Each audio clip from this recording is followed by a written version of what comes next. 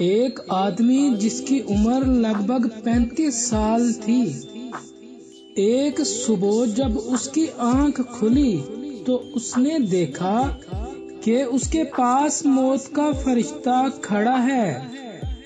دوستو، یاد رہے کہ یہ ایک فرضی کہانی ہے۔ اب اس نے دیکھا کہ موت کا فرشتہ اس کے پاس کھڑا ہے، تو مطلب کہ آخری وقت آ گیا ہے، دنیا سے جانے کا وقت آ گیا ہے۔ وہ آدمی تو پریشان ہو گیا۔ اتنی جلدی؟ ابھی تو اس کی عمر ہی کیا ہے، ابھی تو زندگی میں بہت کچھ کرنا ہے، ابھی تو اس کے بچے چھوٹے ہیں، ابھی تو بڑے پلانز ہیں، کتنی چیزیں ہیں، کتنے پروجیکٹس ہیں، اتنی جلدی وہ کیسے مر سکتا ہے؟ اب وہ بکھلا گیا کہ میں چلا گیا تو میرے کاروبار کا کیا ہوگا، میرے بیوی بچوں کا کیا ہوگا؟ فرشتے نے کہا کہ مجھے ان سب باتوں کا نہیں پتا، میرے پاس تو آرڈرز ہیں، لسٹ میں تمہارا نام ہے اور وہ بھی سب سے اوپر۔ آج کی لسٹ میں سب سے پہلا نام تمہارا ہی ہے۔ تمہاری موت کا وقت آ گیا ہے، آج کا دن تمہارا آخری دن ہے۔ اب اس نے سوچا کہ کوئی ترکیب لڑاتا ہوں، کوئی چکر چلاتا ہوں۔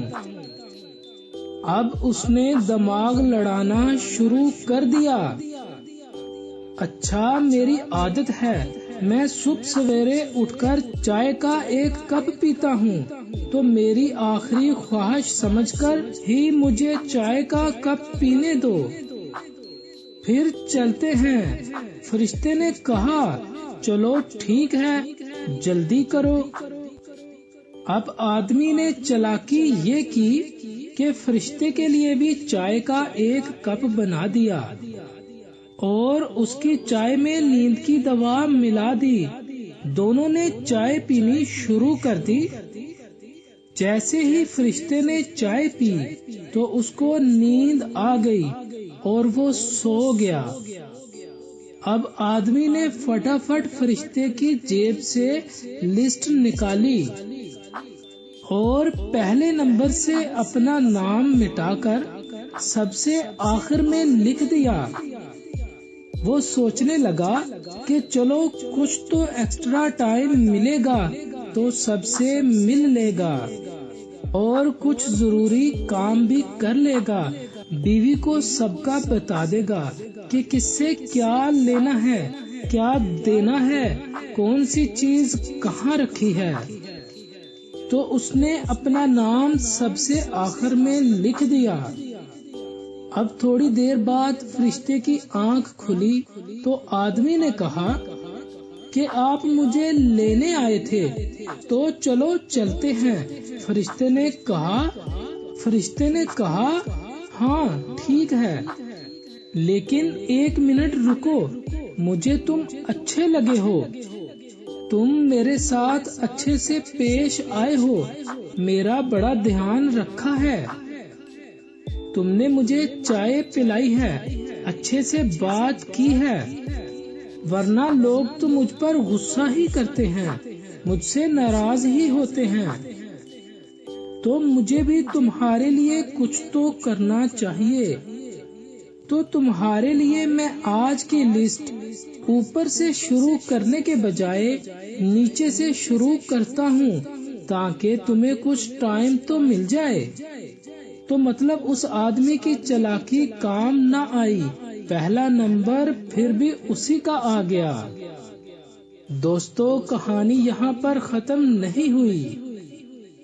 اب اس آدمی کی موت ہو جاتی ہے اور اسے خدا کے حضور پیش کیا جاتا ہے۔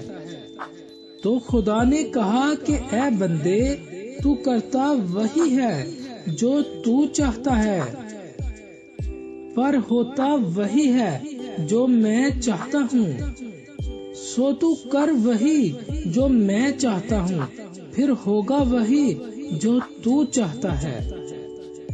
تیری ہر خواہش پوری ہوگی، تجھے سب کچھ ملے گا، سارے کام آسان ہو جائیں گے اگر تو میری مان کر چلے گا، میرے بتائے ہوئے راستے پر چلے گا، مجھ پر بھروسہ رکھے گا تو تجھے سب کچھ ملے گا۔ زندگی میں اکثر ہم بڑے جلد باز ہوتے ہیں، ہر چیز کو حاصل کرنے کی ہمیں بڑی جلدی ہوتی ہے۔ ہم کہتے ہیں کہ فلاں کو تو سارا کچھ بہت جلدی مل گیا، وہ تو راتوں رات امیر ہو گیا۔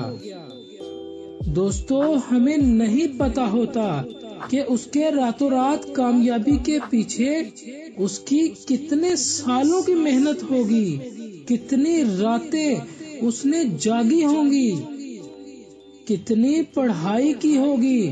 اس لیے ہمیں اپنے خدا پر بھروسہ رکھنا چاہیے، اسے پتا ہوتا ہے کہ کس وقت ہمارے لیے کیا اچھا ہوتا ہے، اس لیے ہمیں اس پر بھروسہ رکھ کر وقت کا انتظار کرنا چاہیے۔